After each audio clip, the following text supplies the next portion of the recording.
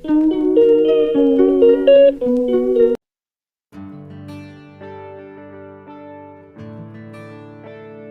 Friends, welcome to Minesh Milan mom mini vlogs. எல்லோரும் எப்படி இருக்கீங்க? நல்லா இருக்கீங்கன்னு நினைக்கிறேன்.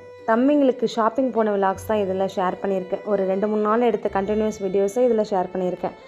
கொஞ்சம் இன்ட்ரெஸ்டிங்காக தான் இருக்கிற மாதிரி இருக்கும். நம்ம வீட்டுக்கு வந்த கையோடையே தம்பிங்களுக்கு பர்ச்சேஸ் பண்ணுறதுக்காக திருவாரூர் வரைக்கும் வர வேண்டியது இருந்துச்சு. சரின்னு தம்பிங்களுக்கு போய் பேக் பார்த்துட்டு இருந்தோம். தம்பிங்களுக்கு எங்கேயுமே செட் ஆகலை. சேம் கலரில் கிடைக்கிறது ரொம்ப ரேராக இருந்துச்சு. எல்லாமே சேல்ஸ் ஆகிடுச்சு. லாஸ்ட் மினிட்டில் போயிருந்தோமா, அதனால் சேம் கலரில் கிடைக்கவே இல்லை. எப்படியோ ஒரு வழியாக ஒரு குட்டி கடையில் போய் சேம் கலரில் பேக் கிடச்சிச்சின்னு வாங்கிட்டு நம்மளுக்கு கொஞ்சம் ஷாப்பிங் பண்ணுற வேலை இருந்துச்சு. மறுநாள் நம்மளுக்கு வெட்டிங் டே அப்படின்றனால ஹஸ்பண்ட் ட்ரெஸ் எடுத்துக்க சொன்னாங்க. சரின்னு ட்ரெஸ் எடுத்துகிட்டு கிளம்புறதுக்கு முன்னாடி தம்பிங்களுக்கு கொஞ்சம் ஸ்நாக்ஸ்லாம் வாங்கிடலான்னு சொல்லிட்டு வாங்கிட்டு இருக்கும்போது தான் பார்த்தேன், ரெட் ஒயினை காட்டினாங்க. எவ்வளோன்னு கேட்டால் இது 250 அப்படின்னு சொன்னாங்க. வாங்கிக்கிட்டுமான்னு என் ஹஸ்பண்ட் என்னை பார்த்தாங்க.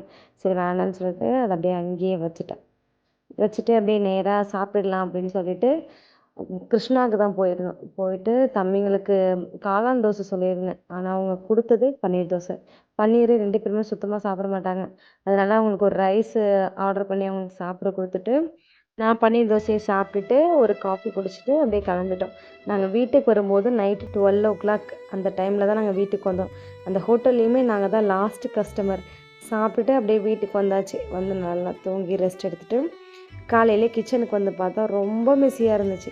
எனக்கு அதை பார்க்கும்போது செம்ம டென்ஷனாக வேறு இருந்துச்சா, சரி என்ன பண்ணுறது, க்ளீன் பண்ணிடலாம் அப்படின்னு சொல்லிட்டு கையோட ஒரு வேலையை பார்த்துட்டு இருந்தேன். ஃபஸ்ட்டு எல்லாத்தையும் எடுத்து கீழே வச்சுட்டு கவுண்டர் டாப் ஃபுல்லாக க்ளீன் பண்ணிவிட்டு அதுக்கப்புறமா எல்லாத்தையும் ஆர்கனைஸ் பண்ணி வச்சுட்டு கொஞ்சம் பாத்திரம் மட்டும் இருந்துச்சு, அதையும் அப்படியே தேய்ச்சி வச்சுட்டேன்.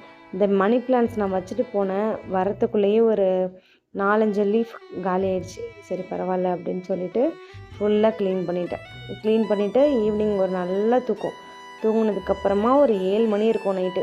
அப்போ கிளம்பும் போது நல்லா மின்னல் இடிலாம் அடிச்சிட்டு இருந்துச்சு. மழை தான் வரப்போகுது அப்படின்னு நினச்சிட்டு இருந்தேன். ஆனால் மழை வரல. அதனால் நம்ம நேராக கோயிலுக்கு போயிட்டு சின்னதாக ஒரு பூஜை. கோயிலுக்கு போனால் நட சாத்தி இருந்துச்சு.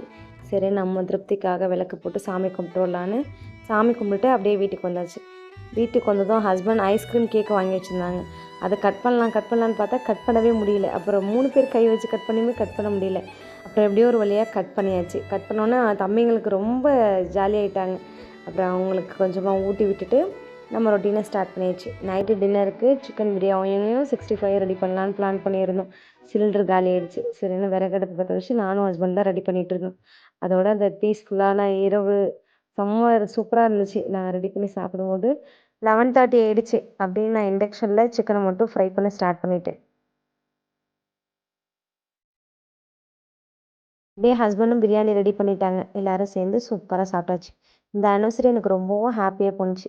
இந்த வீடியோ உங்களுக்கு பிடிச்சிருக்குன்னு நினைக்கிறேன். பிடிச்சிருந்தா மறக்காமல் சப்ஸ்கிரைப் பண்ணி சப்போர்ட் பண்ணுங்கள்.